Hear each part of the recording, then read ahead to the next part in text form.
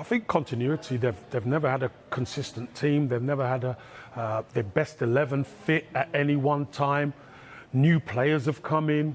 I'm not sure whether they're actually Graham Potter's choices, but new players have come in all the same. So you've got to try and integrate them together.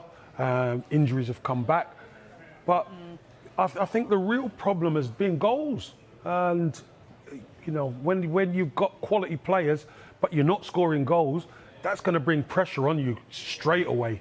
Yeah. And not winning games. Chelsea are used to winning games. He's found it difficult, but he does need time, because we've seen it at Arsenal with Mikel Arteta. You know, there were people calling for his head. You do need time to get everything bedded down, to get the right balance in the team.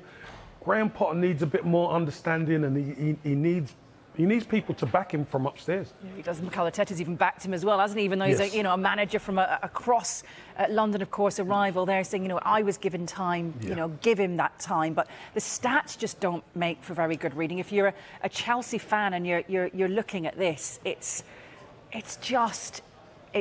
painful. It's not what you expect from Chelsea, and you wonder how on earth they're going to turn this around. Yeah, look, for me, players use first. That's one thing you don't want to be quick turnover of players and not having a settled side.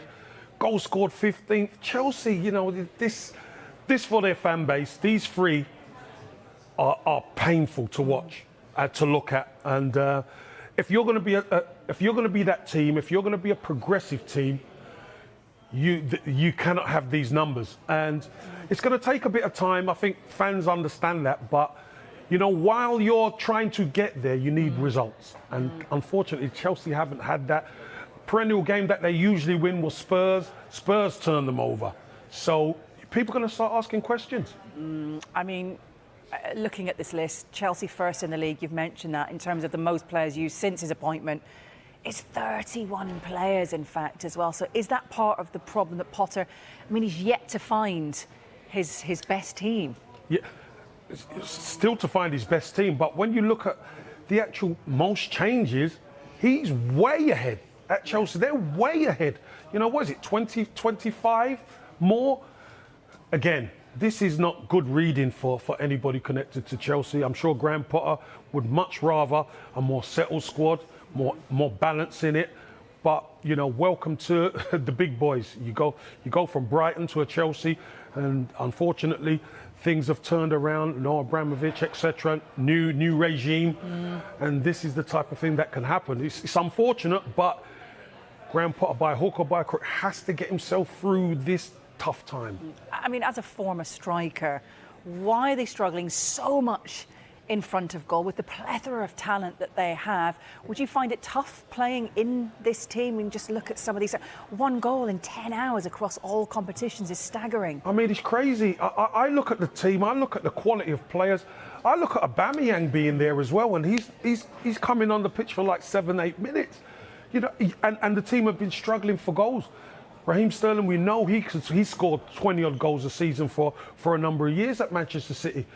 The key is the balance. You've got to get the balance right, and unfortunately, they just haven't been able to do that. Graham Potter needs to find a way. They've got to get some wins just to calm the jets of the fans a little bit.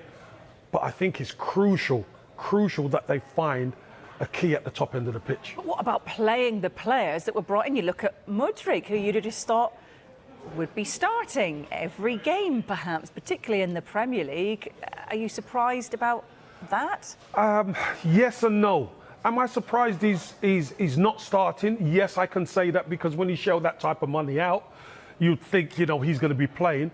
But he's still a relative. He's a relative novice when it comes to high-level football. And being at Chelsea, they've got that much quality that if you're not doing it, the manager's going to change it.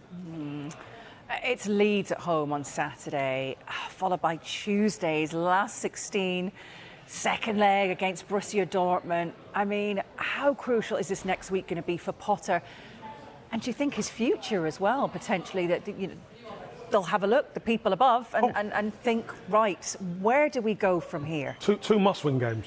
Two must-win games. They have to beat Leeds at the weekend, and then you go into the Champions League. If you get through the Champions League, Bit of a life- But yeah, lifeline. you know, you get a little bit of a breathing space.